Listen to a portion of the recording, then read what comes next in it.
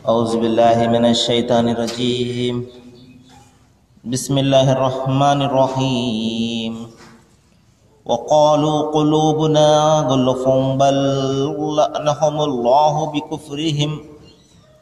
بكفرهم قليلا ما يؤمنون ولما جاءهم كتاب من عند الله مصدقا لما معهم وقالوا من قبل يستفتحون على الذين كفروا فلما جاءهم ما عرفوا كفروا به ولعنة الله على الكافرين صدق الله العظيم.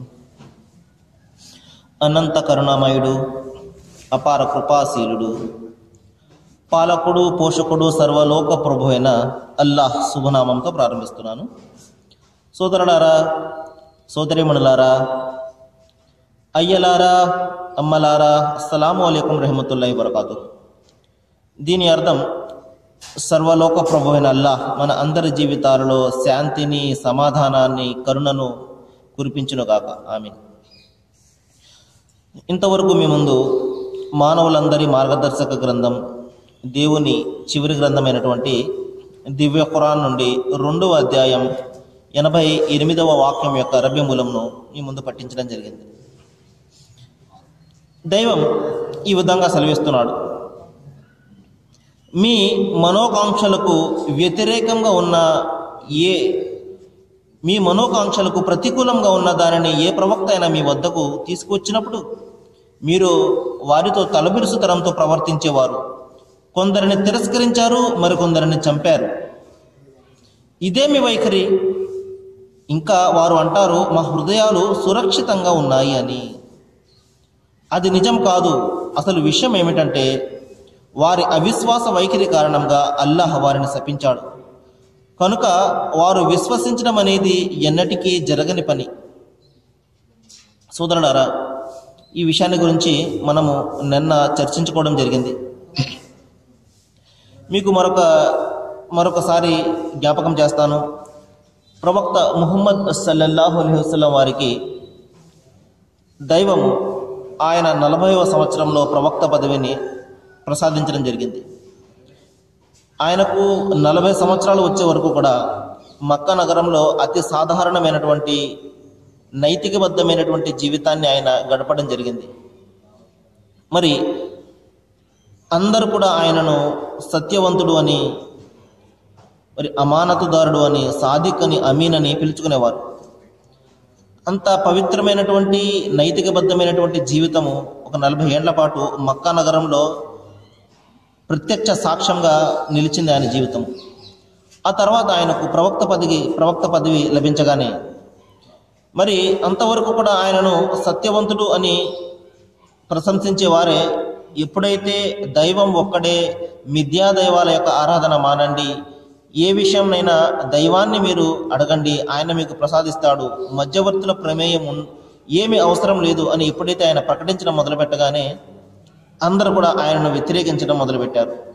అంతేకాదు, మరి ఆయనకు అనేక రకమైనటువంటి నష్టాలకు, కష్టాలకు గురిచేసి మరి ఇంకా బలవంతంగా పుట్టి పెరిగినటువంటి మక్కా నగరాన్ని విడిచే పరిస్థితులు కల్పించారు. ఆ తర్వాత ఆయన మక్కాకు ఒక 300 కిలోమీటర్ల దూరంలో ఉన్నటువంటి మదీనా అనే నగరానికి ఆయన వలసపోవడం జరిగింది. ఆయనతో పాటు ఆయనను విశ్వసించినటువంటి ప్రజలందరూ కూడా ఏమని విశ్వసించారు? దైవం ఒక్కడే, ఈ సృష్టి చరాచర సృష్టికి మూలాధారము కేవలము ఒక్క దైవమే అని విశ్వసించడమే. ఇది కొత్తగా ఆయన ఇచ్చినటువంటి సందేశం ఎంత మాత్రం కూడా కాదు, గతం నుండి ప్రవక్తలు ఇస్తున్నటువంటి సందేశమే ఇది. మరి ఆ తర్వాత మదీనా నగరంలో వారందరూ వలస వెళ్ళిపోయిన తర్వాత అక్కడ ఒక విశ్వాసుల సమూహము ఏర్పడింది. అక్కడే యూదులు కూడా ఉండేవారు. ఈ యూదుల గురించి నేను అనేక సందర్భాల్లో మీకు చెప్పి ఉన్నాను. ప్రవక్త మూసా అలైహిస్సలాం వారి యొక్క అనుచరులు వీరందరూ కూడా. వీరికి దైవము పాత నిబంధన గ్రంథము తౌరాత్ అనే గ్రంథాన్ని, అంతేకాకుండా ఇందులోనే దావూద్ అనే ఒక ప్రవక్త దావీదు, ఈయనకు కీర్తనలు జబూర్ అనే గ్రంథాన్ని దైవం ప్రసాదించడం జరిగింది. మరి ఈ విధంగా ఈ యూదులు ఒక గొప్ప చరిత్ర కలిగిన వారు. దైవం గురించి, దైవం యొక్క గ్రంథాలను గురించి, దైవ ప్రవక్తలను గురించి, దైవం యొక్క దూతలను గురించి వీరికి స్పష్టమైనటువంటి అవగాహన ఉండేది. వీరందరూ కూడా ఆ మదీనాలో ఉన్నటువంటి వారికి ఈ విధంగా చెప్పేవారు, కొంతకాలం తర్వాత ఒక ప్రవక్త రాబోతున్నాడు, మరి ఆయన వచ్చిన తర్వాత మేము ఆయన నాయకత్వంలో ప్రపంచాన్ని జయిస్తాము అని ఆ మదీనాలో ఉన్న ప్రజలకు వారు చెప్పేవారు. ఇప్పుడు మేము బాధలు పడుతున్నాము, కానీ ఒక ప్రవక్త రాబోతున్నారు, ఒక ప్రవక్త మాలో ఉద్భవించబోతున్నాడు, మరి ఆయన వచ్చినప్పుడు మేము ఆయన వెనుక నడిచి ఆయనను అనుసరించి మేము ప్రపంచాన్ని జయిస్తాము అని వారు చెప్పేవారు. అదే విషయాన్ని దైవము ఇక్కడ జ్ఞాపకం చేస్తున్నాడు. కానీ తీరా ఆ ప్రవక్త వచ్చిన తర్వాత వారు ఆయనను తిరస్కరించారు. ఎందుకు? ఆ విషయమే ఇక్కడ దైవము చెప్తున్నాడు. వారి వద్దకు వచ్చిన గ్రంథం పట్ల వారి ప్రవర్తన ఎలా ఉన్నది? ఆ గ్రంథము వారి వద్ద ఉండే పూర్వపు గ్రంథాలన్నింటినీ కూడా ధృవీకరిస్తున్నప్పటికీ కూడా, దీని రాకకు పూర్వము వారు అవిశ్వాసులపై మాకు విజయాన్ని ప్రసాదించు అని ప్రార్థిస్తూ ఉన్నప్పటికీ కూడా, తీరా ఆ గ్రంథం వచ్చిన తర్వాత వారు దానిని ఏమాత్రం ఎరగని వారిగా తిరస్కరించేశారు. చూడండి సోదరులారా, ఇక్కడ యూదులు చేసినటువంటి పని ఏమిటంటే వారు ఒక ప్రవక్తను గురించి ఎదురు చూసేవారు. ఆ ప్రవక్తకు దైవం ఒక గ్రంథాన్ని ప్రసాదిస్తాడు అని ఎదురు చూసేవారు. కానీ ఆ ప్రవక్త వచ్చిన తర్వాత, ఆయన గ్రంథం తెచ్చిన తర్వాత వారు ఏమాత్రం ఎరగని విధంగా వారు తిరస్కరించడం జరిగింది. దీనికి కారణం ఏమిటంటే ఆ ప్రవక్త మా జాతి నుండి రాలేదు, మా బనీ ఇస్రాయేల్ జాతి నుండి, మా యూదుల జాతి నుండి రాలేదు అన్న కేవలం ఒకే ఒక కారణం చేత ప్రవక్త ముహమ్మద్ సల్లల్లాహు అలైహి వసల్లం వారిని వారు తిరస్కరించడం జరిగింది. వాస్తవానికి ఈ గ్రంథము అంటే అంతిమ గ్రంథము ఖురాన్ చాలా స్పష్టమైనటువంటి సందేశాన్ని తెచ్చింది. మరి ఏ దైవమైతే, ఏ లక్షణాలు గల దైవమైతే వారు పూర్వం నుండి చదువుతూ ఉన్నటువంటి గ్రంథాలలో ఉన్నాడు, ఏ సందేశం అయితే వారి గ్రంథాలు ఇస్తున్నాయో అటువంటి సందేశాన్ని, అటువంటి దైవాన్నే ఈ అంతిమ గ్రంథం ఖురాన్ కూడా పరిచయం చేస్తుంది తప్ప కొత్త దైవాన్ని ఏం పరిచయం చేయడం లేదు, కొత్త ధర్మాన్ని ఏమి కూడా ఇది ప్రబోధించడం లేదు. అయినప్పటికీ కూడా వారు ఈ ఖురాన్ ఎందుకు తిరస్కరించారు? అయినప్పటికీ కూడా ప్రవక్త ముహమ్మద్ సల్లల్లాహు అలైహి వసల్లం వారిని వారు ఎందుకు తిరస్కరించారు? అది సత్యమైనప్పటికీ కూడా, పూర్వపు గ్రంథాలను ఇది ధృవీకరిస్తున్నప్పటికీ కూడా నేను చెప్పడం జరిగింది. మరి ఏ విధంగా అయితే అంతిమ గ్రంథం ఖురాన్ ఇంతకు పూర్వం వచ్చినటువంటి బైబిల్ గ్రంథాన్ని ఏ విధంగా ధృవీకరిస్తుందో, ప్రవక్త యేసు వారిని ఏ విధంగా ఘనపరుస్తుందో, ఏ విధంగా మహిమపరుస్తుందో, ఆయన గురించి ఏ విధంగా సాక్ష్యం ఇస్తుందో నేను గతంలో చెప్పడం జరిగింది. ఈ విధంగా ఇన్ని సత్యాలు ఇది బోధిస్తూ ఉన్నప్పటికీ కూడా, ఇంత స్పష్టమైనటువంటి సందేశము తమ గ్రంథంలో ఉన్నటువంటి సందేశాన్ని ఇది తిరిగి జ్ఞాపకం చేస్తూ బోధిస్తూ ఉన్నప్పటికీ కూడా దీనిని ఎందుకు తిరస్కరిస్తున్నారు? దానికి కారణం ఏమిటంటే సోదరులారా, మా జాతి నుండి ప్రవక్త రాలేదు, మా బనీ ఇస్రాయిల్, మా యూదుల జాతి నుండి ప్రవక్త రాలేదు అన్న ఒకే ఒక కారణం చేత వారు దానిని తిరస్కరించడం జరిగింది. దైవం చెప్తున్నాడు, వారు తమ సంతానాన్ని ఏ విధంగా గుర్తిస్తారో ఈ గ్రంథాన్ని కూడా అదే విధంగా గుర్తిస్తారు. చూడండి సోదరులారా, ఎంత ఆత్మవంచన చూడండి. మనము కూడా సోదరులారా, మన నిత్య జీవితంలో మనకు సత్యాలన్నీ ఒక్కొక్కసారి చాలా స్పష్టంగా తేట తెల్లమైపోతూ ఉంటాయి. ఉదాహరణకు చూడండి, నేను సుమారు 2 నెలల నుండి ఈ విధంగా మస్జిద్ నుండి నేను ఖురాన్ను చెప్పడం ప్రారంభించాను.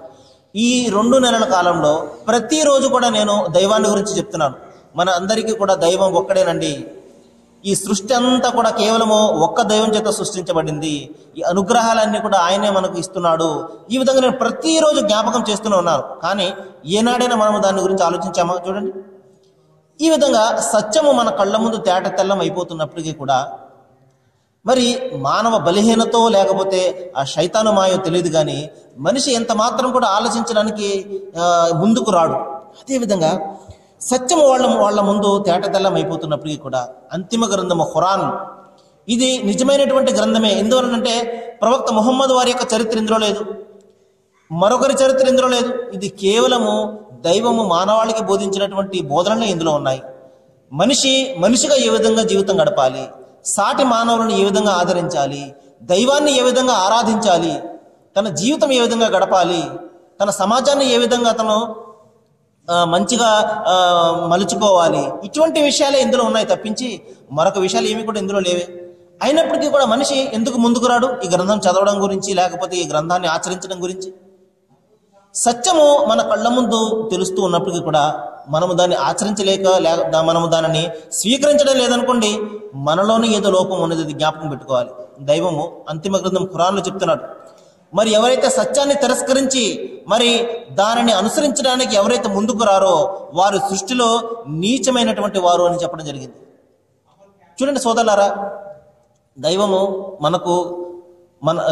మన జంతువులు కూడా ఉన్నాయి, మనము కూడా ఉన్నాము.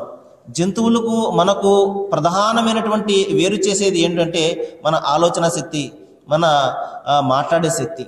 ఇది దైవం మనకు ఎందుకు ప్రసాదించాడు అంటే ఆయనను గుర్తించడం కోసమే. మనము దీనిని ఆయన గుర్తించడానికి మనం ఉపయోగించడం లేదనుకోండి, మనకు ఇతర జీవజాలానికి ఏ మాత్రం కూడా తేడా ఉండదు. అదే విషయాన్ని దైవం చెప్తున్నాడు, ఎవరైతే సత్యాన్ని ఎవరు అంగీకరించడానికి సిద్ధంగా ఉండరో వారు సృష్టిలో నీచమైనటువంటి వారు అని చెప్పడం జరిగింది. ఇదే ఈ యూదులు కూడా చేస్తున్నటువంటి తప్పు. మరి స్పష్టంగా మన క్రైస్తవ సోదరులు కూడా ఈ విధంగా స్పష్టంగా ఒక విషయము మనకు తెలుస్తున్నప్పుడు, అంతిమ గ్రంథము ఖురాన్ దైవ గ్రంథమే అని మనకు తెలుస్తున్నప్పుడు, ఇందులో ఇంతకు పూర్వం వచ్చినటువంటి బైబిల్ గ్రంథాల్లో ఉన్నటువంటి విషయాలు ఇందులో ఉన్నాయి, ఇది వాటిని సమర్థిస్తుంది అని మనకు తెలిసినప్పుడు మనము దానిని చదవడం కోసం ప్రయత్నం చేయాలి, ఇంకా ఎక్కువ తెలుసుకోవడం కోసం ప్రయత్నం చేయాలి. ఒకవేళ ఆ విధంగా చేయలేదనుకోండి, ఈ విధంగా చెప్తున్నాడు దైవము, వారు తమ యొక్క సంతానాన్ని ఏ విధంగా గుర్తిస్తారో ఈ గ్రంథాన్ని కూడా అదే విధంగా గుర్తిస్తారు. చూడండి, ఒక మనిషికి తన సంతానాన్ని గుర్తించడంలో ఏ మాత్రం కూడా కష్టం ఉండదు. ఎంతమందిలో ఉన్నప్పటికీ కూడా తన సంతానాన్ని చాలా తేలికగా గుర్తిస్తాడు.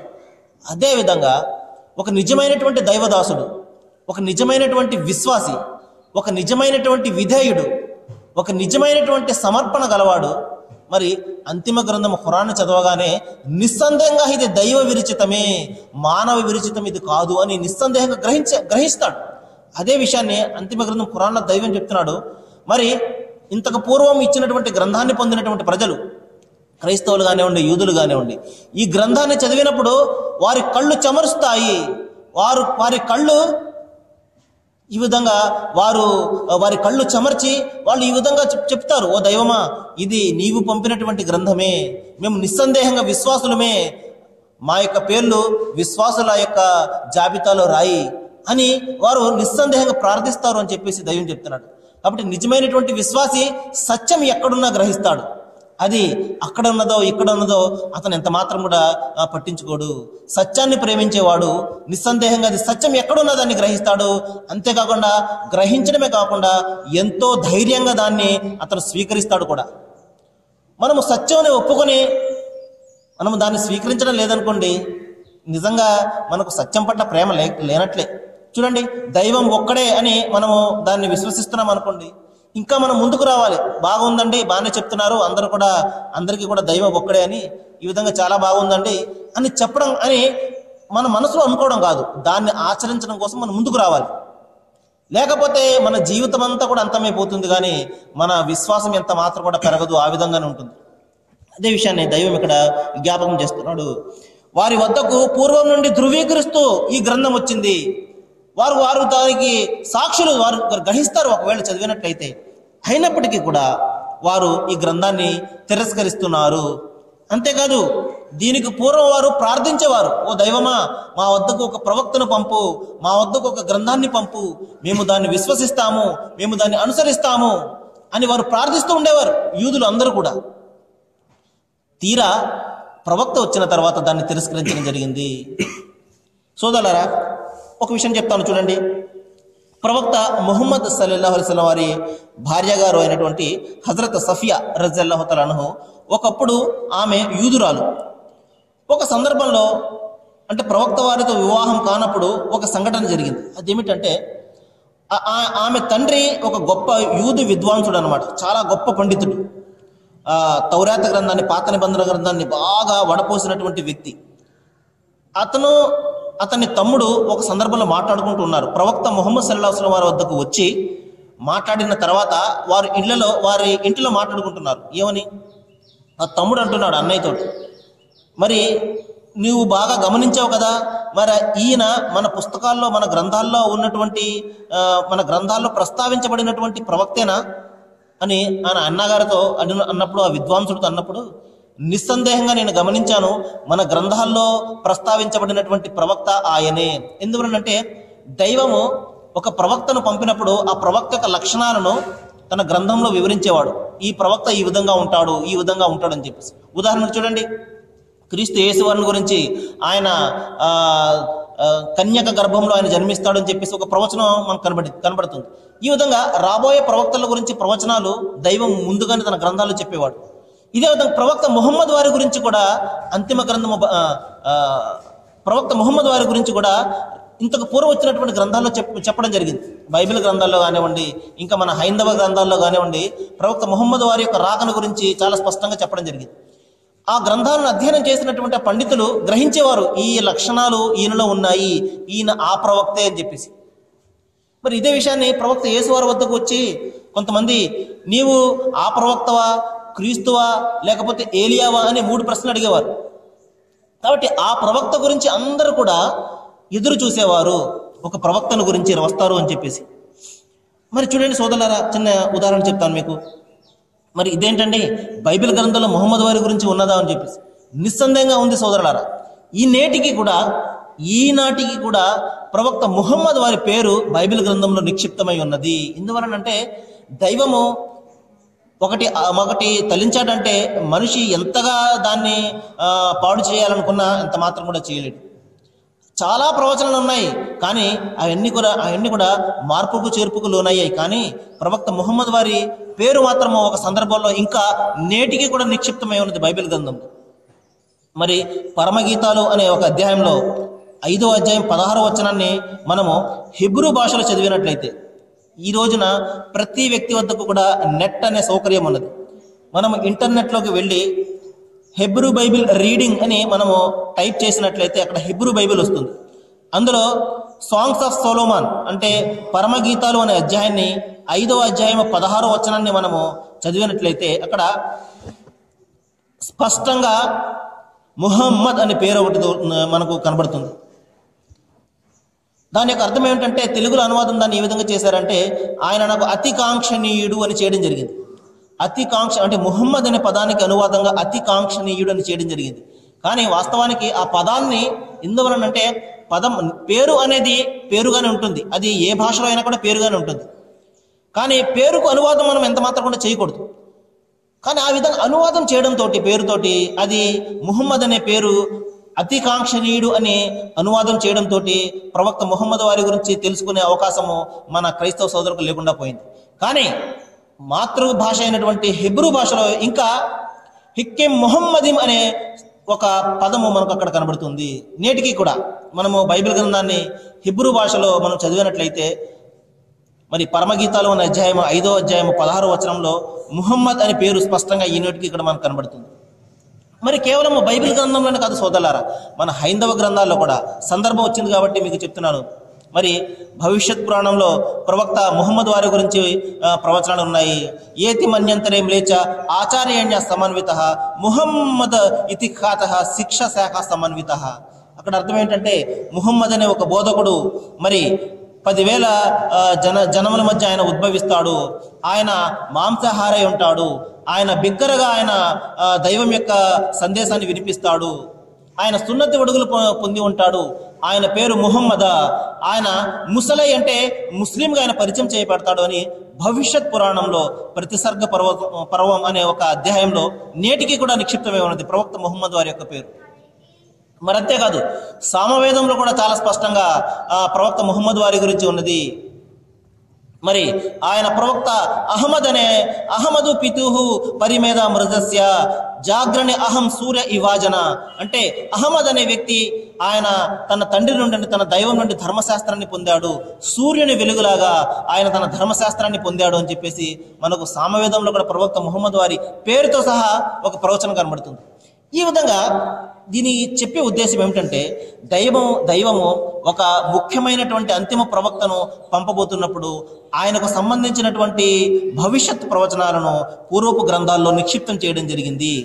ఈ విధంగా ఎంత స్పష్టంగా ప్రవక్త ముహమ్మద్ వారి గురించి ఉన్నప్పటికీ కూడా మరి ఆ ఇద్దరు సోదరులు మాట్లాడుకుంటూ ఉంటారు.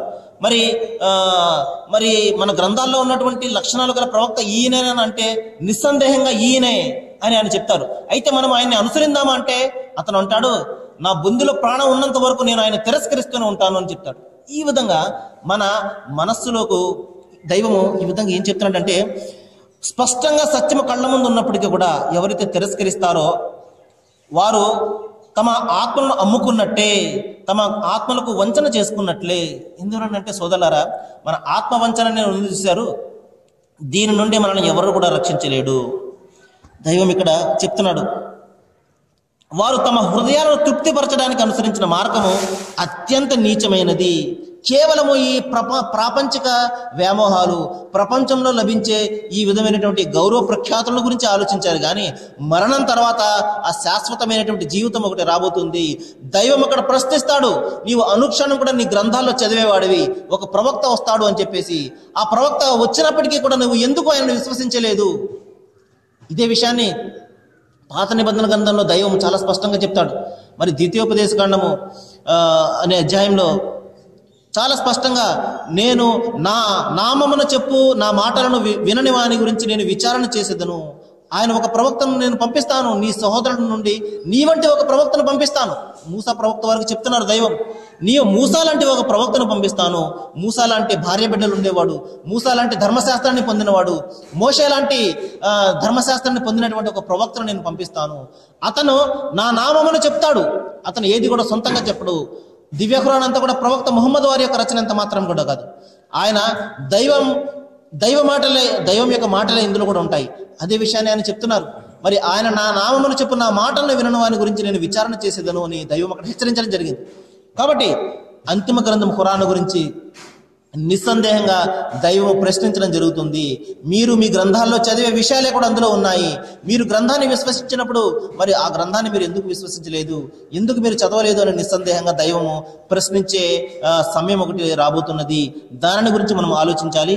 నేను దైవాన్ని ప్రార్థిస్తున్నాను సోదరులారా, ఏ విషయాలైతే నేను ఇక్కడ ఇంత స్పష్టంగా తేట తెల్లని చేస్తున్నానో వీటి మీద మనం ఆలోచన చేసేలాగా, కేవలము విని వదిలివేసే తత్వాన్ని మనము విడిచిపెట్టేలాగా, ఆలోచన చేసేలాగా, పరిశీలించేలాగా, పరిశోధన చేసేలాగా దైవము మనందరి మనసులను కూడా విప్పాలని నేను దైవాన్ని ప్రార్థిస్తున్నాను. వాఖిరు దవానా అనిల్ హమ్దులిల్లాహి రబ్బిల్ ఆలమీన్.